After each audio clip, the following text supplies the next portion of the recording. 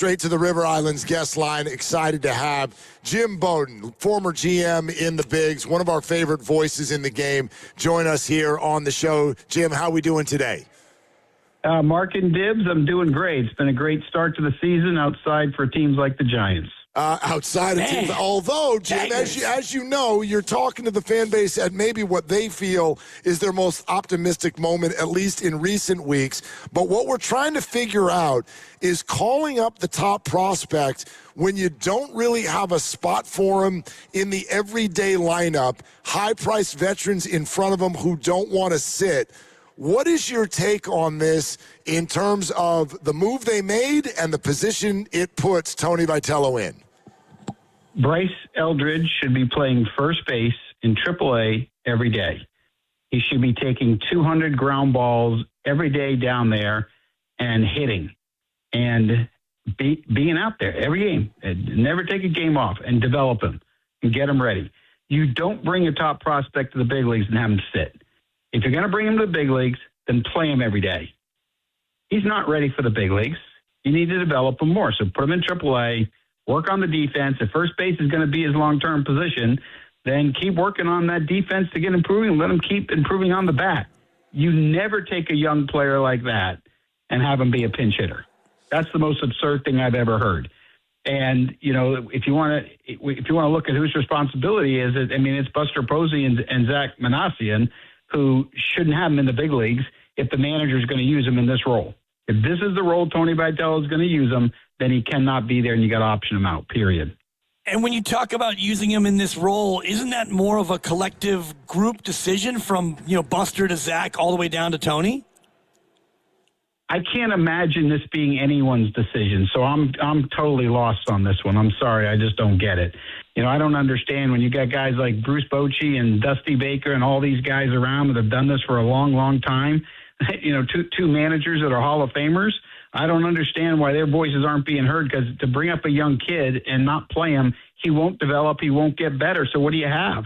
He's not going to get better sitting in the dugout on a losing team. You're not going to get better. You got to play. You got to play. And for him, if he's going to be the first baseman, he's got a lot of work to do defensively. And he's got to shore up some holes at the plate. So develop him. Maybe by September he comes up and hits you 6 homers in the month of September. It makes no sense to me, and I just don't understand it. I mean, if I'm Tony Vitello and he's on my roster, I got to play him first every day, even though Casey Schmidt's been my best hitter, right? Devers has to DH. And otherwise, if I'm Buster Posey, I don't know why he's here. If I'm Zach Manasian, I don't know why he's here. Send him out and play. You can't let him sit. I don't get it. Sorry. This is one that there's no explanation. I will say this because I want to be positive, too. I love their Pat Bailey trade. And even though Pat Bailey's a platinum catcher, to get pick 29 and a left-handed pitcher, that's a good trade.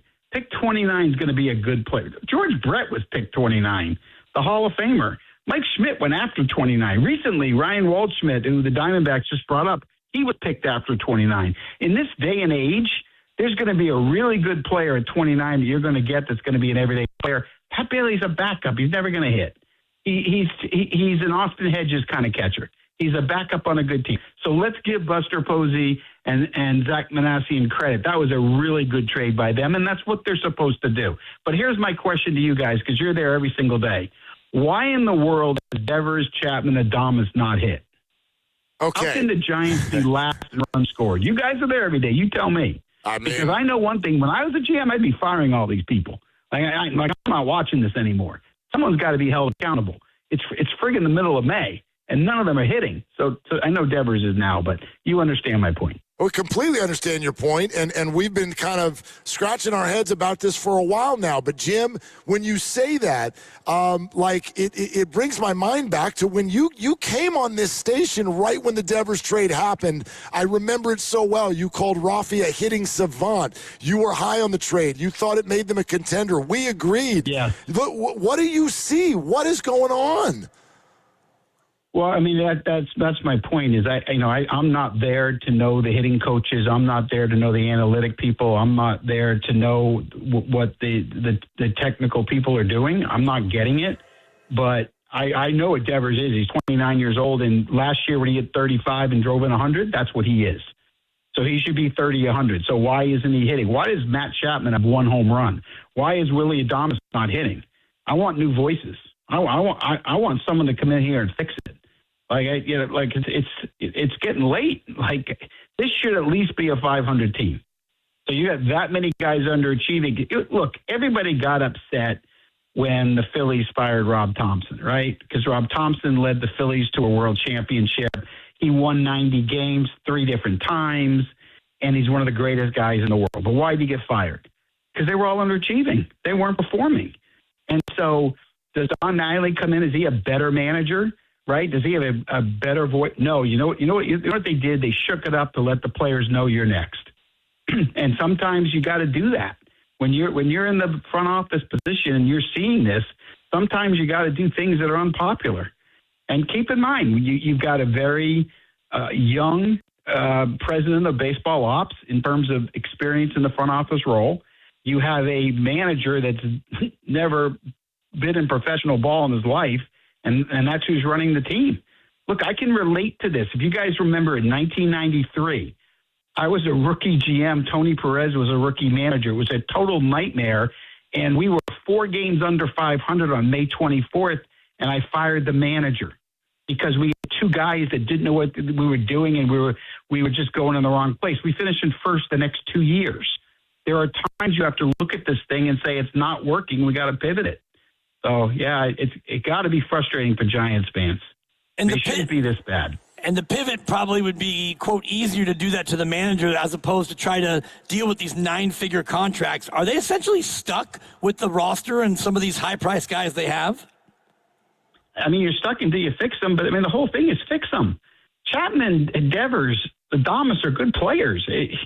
So we need different voices. We need different technical people to get them back on track and get them to perform. You know, sometimes guys just don't perform, and part of the job of the front office to figure out why. And look, I don't want anyone to lose their job, you know, but at the same time, you're not going to ever fire all the players.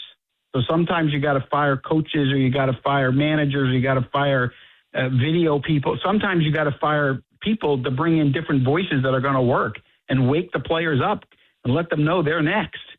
But look, it's the middle of May. I remember for years, there was a year that David Ortiz didn't hit up to Memorial Day, right? And everyone thought, oh, he's done. And then he figured it out. And then there was a year Derek Jeter, mid-May, wasn't hitting. I had guys like Sean Casey and Aaron Boone that didn't hit first 2 months, and then they figured it out. You know, sometimes it takes a drastic change of hitting coaches. You know, sometimes it takes a managerial change.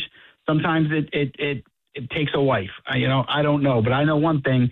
Instead of complaining about what's not working, fix what you have. Jim Bowden, former GM, with us here on Willard and Dibs. Jim, we know you're short on time, but I definitely want to get your thought on this. I get that you said Bryce should be down in AAA. I agree with you, but he's not. And we also know that those veterans, Chapman, Adames, they're stubborn. They don't want to sit, not even once a week. If you're running this team and Bryce is going to stay up, how do you handle that? Well, he's at first base and Devers is DHing.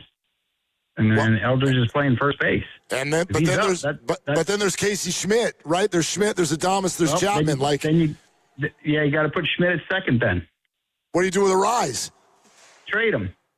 Now? Look, you asked me a question. Eldridge shouldn't be there. Yeah, I agree. He should be in AAA. If he's there, I got to find a place for him. And look, I like Arise because he's going to hit 300, right? But he doesn't do damage. He doesn't drive in runs. He doesn't score runs. He doesn't have any range at second base. He doesn't help your pitching staff. His best position is first base. So, but the best thing to do is put Eldridge in AAA. But if he's in the big leagues, you got to play him. You can't use him as a pinch hitter.